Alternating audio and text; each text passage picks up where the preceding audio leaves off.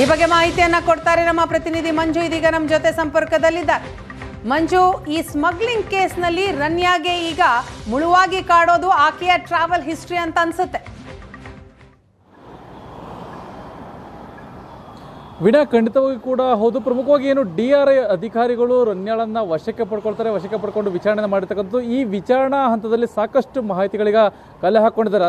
ಅದರಲ್ಲಿ ಪ್ರಮುಖವಾಗಿ ಅಂದರೆ ಈಕೆ ಏನು ಒಂದೇ ವಾರದಲ್ಲಿ 5 ದಿನ ಹೋಗಿದ್ರೆ, ಜನವರಿಯಿಂದ ಇಲ್ಲಿವರೆಗೂ ಅಂದರೆ 3 ತಿಂಗಳಲ್ಲೇ ಈಕೆ 27 ಬಾರಿ ದುಬೈ ಪ್ರವಾಸವನ್ನು ಮಾಡಿರ್ತಕ್ಕಂಥದ್ದು ಕೂಡ ಹೌದು. ಅಂದರೆ 2023ರಿಂದ ಇಲ್ಲಿವರೆಗೂ 2 ವರ್ಷದಲ್ಲಿ ಬರೋಬ್ಬರಿ ಆಕೆ 52 ಬಾರಿ ಈಕೆ ದುಬೈಗೆ ಹೋಗಿ ಬಂದಿರ್ತಕ್ಕಂಥದ್ದು. ಇನ್ನು ಅದರಲ್ಲಿ 45 ದಿನಗಳಲ್ಲಿ ಏನಕ್ಕೆ ಒಂದು ಬೆಳಗ್ಗೆ 10 ಗಂಟೆಗೆ ಟ್ರಾವೆಲ್ ಅಂದರೆ ಬೆಂಗಳೂರನ್ನ ಬಿಡ್ತಾಳೆ. ಆಕೆ ಬೆಂಗಳೂರಿಂದ ಹೋಗಿ ಮತ್ತೆ ದುಬೈಗೆ ಹೋಗಿ ದುಬೈಯಿಂದ ವಾಪಸ್ ಬರಬೇಕಾದ ಸಂದರ್ಭದಲ್ಲಿ ಆಕೆ ಮುಂಬೈ ಇರ್ಬೋದು, ಗೋವಾ ಇರ್ಬೋದು, ಬೆಂಗಳೂರು ಇರ್ಬೋದು, ಈ ರೀತಿಯಾಗಿ ಈಕೆ ಒಂದೇ ದಿನದಲ್ಲಿ ಟ್ರಾವೆಲ್ ಅನ್ನ ಮಾಡಿರ್ತಕ್ಕಂಥದ್ದು ಈಗ DRI ಅಧಿಕಾರಿಗಳಿಗೆ ಮಾಹಿತಿಗೆ ಗೊತ್ತಾಗ್ತಾ ಇರ್ತಕ್ಕಂಥದ್ದು. ಪ್ರಮುಖವಾಗಿ ಈಗಾಗಲೇ DRI ಅಧಿಕಾರಿಗಳು ಸಾಕಷ್ಟು ಮಾಹಿತಿಗಳನ್ನ ಕಲೆ ಹಾಕೊಂಡಿದ್ದಾರೆ. ಇನ್ನ ಈ ಟ್ರಾವೆಲ್ ಹಿಸ್ಟ್ರಿನಲ್ಲಿ ಎಷ್ಟು ಬಾರಿ ಈಕೆ ಗೋಲ್ಡ್ ಅನ್ನ ಕೂಡ ತಂದಿದ್ದಾಳೆ ಅನ್ನೋ ಒಂದು ಮಾಹಿತಿಯನ್ನು ಕಲೆ ಹಾಕುವಂತ ನಿಟ್ಟಿನಲ್ಲಿ ಈಗ DRI ಅಧಿಕಾರಿಗಳು ಮುಂದಾಗಿದ್ದಾರೆ. ಒಟ್ಟಾರೆಯಾಗಿ ಈಕೆಯ ಟ್ರಾವೆಲ್ ಹಿಸ್ಟ್ರಿ ಏನಿದೆ ಅಂದ್ರೆ ಬರೋಬ್ಬರಿ 45 ದಿನಗಳಲ್ಲಿ ಒಂದೇ ದಿನದಲ್ಲಿ ಈಕೆ ಹೋಗಿ ವಾಪಸ್ ಬರ್ತಾಳೆ. ಈ ಒಂದು ಹೋಗಿ ಬರ್ತಕ್ಕಂಥ ಹಿನ್ನೆಲೆಯಲ್ಲಿ DRI ಅಧಿಕಾರಿಗಳು ಸಂಪೂರ್ಣ ಮಾಹಿತಿ ಕಲೆ ಹಾಕೊಂಡಿರ್ತಕ್ಕಂಥದ್ದು. ಅಷ್ಟು ದಿನಗಳಲ್ಲೂ ಕೂಡ ಈಕೆ ಗೋಲ್ಡ್ ಅನ್ನು ಸ್ಮಗ್ಲಿಂಗ್ ಮಾಡಿದಾಳೆ. ಯಾಕಂದ್ರೆ ಒಂದೇ ದಿನಕ್ಕೆ ದುಬೈಗೆ ಹೋಗಿ ಬರ್ತಾರೆ ಅಂದ್ರೆ ಯಾವ ಉದ್ದೇಶಕ್ಕೆ ಹೋಗಿ ಬರ್ತಾರೆ ಅನ್ನೋ ಒಂದು ಅನುಮಾನಗಳು ಬಹಳ ದಟ್ಟವಾಗಿತ್ತು. ಈ ದಟ್ಟವಾಗಿರ್ತಕ್ಕಂಥ ಅನುಮಾನಗಳ ಆಧಾರದ ಮೇರೆಗೆ ಏನು ಆಕೆಯನ್ನ ಎನ್ಕ್ವೈರಿ ಕೂಡ ಮಾಡಿರ್ತಕ್ಕಂಥದ್ದು. ಸಾಕಷ್ಟು ಅದಕ್ಕೆ ಪ್ರಶ್ನೆಗಳಿಗೆ ಉತ್ತರವನ್ನು ಕೂಡ ಪಡ್ಕೊಂಡಿರ್ತಕ್ಕಂಥದ್ದು ಕೂಡ ಹೌದು. ಸದ್ಯ ಈಗ ಈ ಒಂದು 45 ದಿನ ಏನು ಗೊತ್ತಾಗ್ತಿದೆ, ಆ 45 ದಿನವೂ ಕೂಡ ಈಕೆ ಏನು ಗೋಲ್ಡ್ ಸ್ಮಗ್ಲಿಂಗ್ ಮಾಡಿದಾಳೆ ಅನ್ನೋ ಒಂದು ಮಾಹಿತಿಗೆ ಗೊತ್ತಾಗ್ತಾ ಇರ್ತಕ್ಕಂಥದ್ದು ವಿನಾ. ಇನ್ನ ತರುಣ್ ರಾಜನ್ನ ವಿಚಾರಣೆ ಮಾಡುವಂತ ವೇಳೆಗೆ ಆತ ಕೂಡ ಹೇಳ್ಕೊಂಡಿರ್ತಕ್ಕಂಥ ಅಂದ್ರೆ ಒಂದಷ್ಟು ಮಾಹಿತಿಗಳನ್ನ ಕೂಡ ಹೇಳ್ಕೊಂಡಿರ್ತಕ್ಕಂಥದ್ದು. ಅಂದ್ರೆ ಇವರು ಏನು ದುಬೈನಲ್ಲಿ ಗೋಲ್ಡ್ ಅಲ್ಲಿ ಶಾಪ್ ಅನ್ನು ಓಪನ್ ಮಾಡಲಾಗಿತ್ತು, ಅಲ್ಲಿ ಪಾರ್ಟ್ನರ್ಶಿಪ್ ಅಲ್ಲಿ ಗೋಲ್ಡ್ ಶಾಪ್ ಅನ್ನು ಓಪನ್ ಮಾಡಲಾಗಿತ್ತು. ಇನ್ನ ಅಲ್ಲಿಂದ ಗೋಲ್ಡ್ ಅನ್ನ ಇಲ್ಲಿಗೆ ಅಂದ್ರೆ ಬೆಂಗಳೂರಿಗೂ ಕೂಡ ನಾವು ಕಳಿಸ್ತಾ ಇದ್ವಿ. ಆ ಕಳಿಸ್ತಕ್ಕಂಥ ಹಣ ಇರ್ತದಲ್ಲಿ ಒಂದಷ್ಟು ನಗದು ಏನು ಟ್ಯಾಕ್ಸ್ ಅನ್ನ ಅವಾಯ್ಡ್ ಮಾಡ್ಲಿಕ್ಕೋಸ್ಕರ ಆ ಒಂದು ನಗದನ್ನ ಹವಾಲಾ ಮೂಲಕ ಕಳಿಸಲಾಗ್ತಿತ್ತು. ಆದರೆ ಒಬ್ಬರಿಗೆ 1.7 ಕೋಟಿ ಮೊತ್ತದಷ್ಟು ಗೋಲ್ಡ್ ಅನ್ನ ಕೊಡಬೇಕಾಗಿತ್ತು. ಆದರೆ ಅವ್ರಿಗೆ ಗೋಲ್ಡ್ ಅನ್ನ ಕೊಟ್ಟಿರೋದಿಲ್ಲ. ಅದು ಕೂಡ ಏನು DRI ಅಧಿಕಾರಿ ಮುಂದೆ ಈಗ ತರುಣ್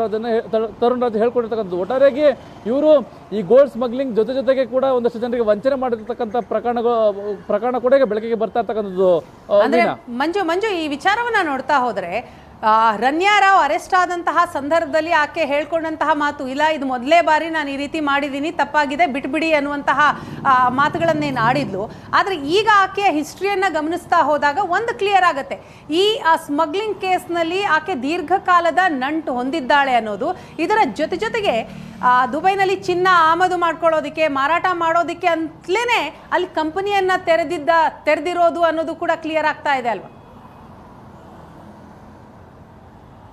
ವಿನಾ, ಖಂಡಿತವಾಗಿ ಕೂಡ ಅದೇ ರೀತಿಯ ಅನುಮಾನಗಳು ಈಗ ಬಹಳ ದಟ್ಟವಾಗಿ ಕಾಣಿಸ್ತಾ ಇದೆ. ಯಾಕಂದ್ರೆ ಈಕೆ ಏನು ಅಲ್ಲಿ ದುಬೈನಲ್ಲಿ ಗೋಲ್ಡ್ ಶಾಪ್ ಏನು ಓಪನ್ ಮಾಡಿದ್ರು, ಆ ಗೋಲ್ಡ್ ಕಂಪನಿಯಲ್ಲಿ ಈಕೆ ಅಲ್ಲಿ ದುಬೈನಲ್ಲಿ ಗೋಲ್ಡ್ ಅನ್ನು ಪರ್ಚೇಸ್ ಮಾಡ್ತಾರೆ. ಅಲ್ಲಿ ಬಿಸ್ಕೆಟ್ಗಳನ್ನ ಏನು ಪರ್ಚೇಸ್ ಮಾಡ್ತಾರೆ, ಆ ಪರ್ಚೇಸ್ ಮಾಡ್ತಕ್ಕಂಥ ಬಿಸ್ಕೆಟ್ಗಳನ್ನ ಈಕೆ ತನ್ನ ಬೆಂಗಳೂರಿಗೆ ಸ್ಮಗ್ಲಿಂಗ್ ಮಾಡುವಂತ ಕೆಲಸಕ್ಕೋಸ್ಕರ ಮಾಡ್ಕೊಂಡಿದ್ದಾರೆ ಅನ್ನೋ ಅನುಮಾನ ಈಗ DRI ಅಧಿಕಾರಿಗಳು ಈಗ ಬಹಳ ಶಂಕೆಯನ್ನು ವ್ಯಕ್ತಪಡಿಸ್ತಾ ಇರ್ತಕ್ಕಂಥದ್ದು. ಇನ್ನ ಈ ಒಂದು ಕಂಪ್ನಿಲಿ ಬರ್ತಕ್ಕಂಥ ಬಿಸ್ಕೆಟ್ಗಳನ್ನ ಇಲ್ಲಿಗೆ ತಂದು ಇಲ್ಲಿ ಮಾರಾಟವನ್ನು ಮಾಡ್ತಿದ್ರು, ಅಂದ್ರೆ ಕಡಿಮೆ ಬೆಲೆಗೆ ಮಾರಾಟವನ್ನು ಮಾಡ್ತಿದ್ರು ಅನ್ನೋ ಮಾಹಿತಿ ಈಗ DRI ಅಧಿಕಾರಿಗಳು ಸಿಕ್ಕಿರ್ತಕ್ಕಂಥ.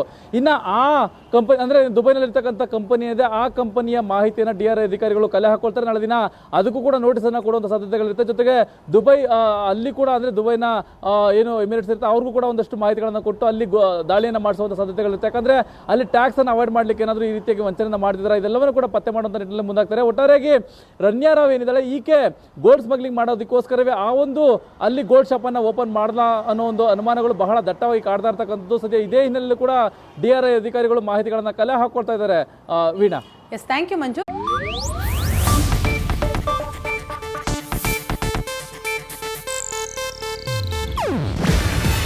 ಇದು ಏಷ್ಯಾನೆಟ್ ನ್ಯೂಸ್ ನೆಟ್ವರ್ಕ್ ಪ್ರಸ್ತುತಿ. ನೀವು ನೋಡ್ತಿದ್ದೀರಾ ಏಷ್ಯಾನೆಟ್ ಸುವರ್ಣ ನ್ಯೂಸ್.